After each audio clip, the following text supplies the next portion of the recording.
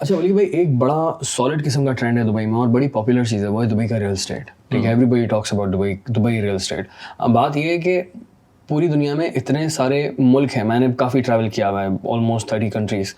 अब मैंने इतना ज़्यादा शोर शराबा नहीं देखा रियल एस्टेट को लेकर, इतनी पॉपुलैरिटी नहीं देखी और इतने लोगों को ना दीवाना नहीं देखा रियल एस्टेट को लेकर। दुबई का रियल एस्टेट या यूएई के रियल एस्टेट के हवाले से ना लोग बहुत ज़्यादा लोगों को बहुत पसंद है, स्पेशली दुबई के, कि दुबई के रियल एस्टेट में इन्वेस्ट करना चाहिए। दुबई में जो है वो फ्लैट लेना चाहिए, घर लेना चाहिए, हर कोई ख्वाब है यार लोगों का, एक तरह से देखा जाए तो। और हम सिर्फ पाकिस्तानी की बात नहीं कर रहे, पूरी दुनिया के लोगों का ख्वाब है यार दुबई में घर। क्यों? I just want to understand कि क्या रीज़न है इसके पीछे। बिल्कुल। अब देखिए, उस वक्त जब हमने बात की ना पर्सनल ब्रांडिंग की, तो वो बहुत इंपॉर्टेंट है। दुबई ने अपना ब्रांड बनाया है। Oh, yes. और दुबई ने जो ब्रांड बनाया है ना, वो आप उसको कोई और सिटी उस तरह से बीट नहीं कर सकता। आप शायद बात कर लें सिंगापुर की या लंदन की बात कर लें, लेकिन जो बात उसका रीज़न क्या है? सिंगापुर भी पुराना हो गया। हाँ, पुराना हो गया, लेकिन फिर भी उसमें दुबई ने बेसिकली किया ये है कि ईज ऑफ डूइंग बिजनेस जिसे कहते हैं ना, वो कर दिया। आपको कहीं की नेशनलिटी, कौन सा मुल्क है जो आपको नेशनलिटी नहीं देता लेकिन फिर भी आप उसके अंदर इन्वेस्ट कर रहे हैं?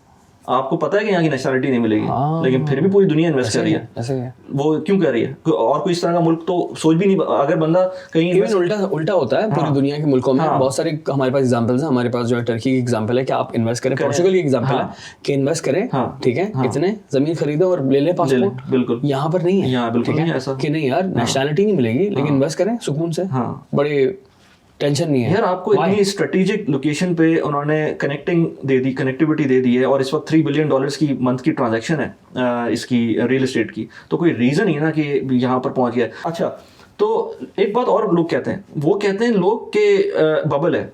तो बबल हमने देखा 2008 में था, और उसके बाद भी थोड़े से बबल बने, लेकिन अब जो चीज़ है ना वो सस्टेनेबिलिटी की तरफ जा रही है। और मैंने इससे पहले हमने देखा है 2008 का बबल बर्स्ट हुआ था, उसके बाद ये जो फाइनेंशियल मेल्टडाउन था वो था, रिसेशन था उस टाइम पर। फिर उसके बाद जो ये अरब स्प्रिंग हुई थी और मल्टीपल वॉर्स हुई थी, फिर अब रशियन यूक्रेन वॉर, उसकी वजह से बहुत इन्फ्लो तो है, इसमें कोई शक नहीं इस वक्त भी। लेकिन जो सस्टेनेबिलिटी की चीज़ें अब आ गई ना आफ्टर कोविड, क्योंकि कोविड में यूएई ने शो किया कि जो ना हम कितने रेजिलेंट हैं और हम किस तरह से फाइट किए यहाँ पर। मैं खुद यहाँ पर था और मैंने देखा है सिस्टम्स किस तरह से काम किए यहाँ पर। तो उसके बाद से लोगों को जो उन्होंने लॉन्ग टर्म रेजिडेंसी देना शुरू किया है। पहले क्या होता था, पहले आपकी जॉब से बहुत कुछ लिंक्ड अप होता था। आपको खुद गोल्डन वीजा मिला है ना, यू फील होम। और मैं रहता भी नहीं यहाँ पे, लेकिन फिर भी अब मेरी बेस बन गई है। अब मेरा दिल है कि मुझे यार यहाँ पर ना ये सेकंड बेस बन चुके हैं। एग्जैक्टली। अच्छा, आपको गोल्डन वीजा दिया यूएई ने, कुछ बैकग्राउंड चेक किया होगा डेफिनेटली, और उसके बाद दिया होगा ऑलमोस्ट 6 months फॉर दैट। ठीक है। अब आप ये सोचें कि गोल्डन वीजा देने में उनका क्या नुकसान हुआ होगा। उनका पता क्या नुकसान हुआ है? उनको ये नुकसान हुआ है कि आप अदरवाइज अगर गोल्डन वीजा नहीं होता ना, तो आपको हर साल अपना लेट्स से हर 2 साल बाद आपको अपना वो वीजा रिन्यू करना पड़ता। किसी भी से आप लेते, फर्स्ट करें आपकी 6000 दिरहम की फीस होती, आपने 5 दफ़ा उसको रिन्यू करना होता 10 साल में, तो 30,000 दिरहम का आपको नुकसान हो जाता वीज़ा कॉस्ट वीज़ा को रिन्यू करने में। अब आपको 30,000 दिरहम का यूएई गवर्नमेंट ने अपने ऊपर नुकसान ले लिया, लेकिन एट द सेम टाइम अब आप सोचें आपके दिमाग में यूएई के लिए क्या चल रहा है। आप उसमें कोई इन्वेस्टमेंट, 30,000 दिरहम तो कुछ भी नहीं है। आप सोच रहे हैं 3 लाख दिरहम है, वो भी इन्वेस्ट कर दूंगा मैं, कोई मसला नहीं, मैं कभी भी उठ के जा सकता हूँ।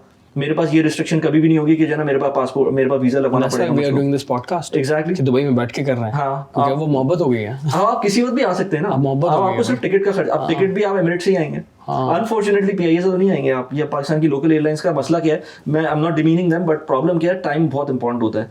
मैं ये नहीं चाहता कि मैं एयरपोर्ट पर पहुंचूं 4 घंटे डिले हो चुकी हो फ्लाइट, 5 घंटे डिले हो चुकी हो, तो ये बहुत बड़ा मसला है। तो अब आप आएंगे यूएई की एयरलाइन से, तो वहां पर स्पेंड कर रहे होंगे, तो वो 30,000 दिरहम की कोई वैल्यू नहीं रही है गवर्नमेंट के नज़र में। उनको पता है कि आपसे 30,000 दिरहम से ज़्यादा वो वैल्यू ले लेंगे, लेकिन आप भी खुश रहेंगे, और गवर्नमेंट के पास जो है ना एवेन्यूज होंगे आपको। अगेन विजन वही वाली बात है। एग्जैक्टली।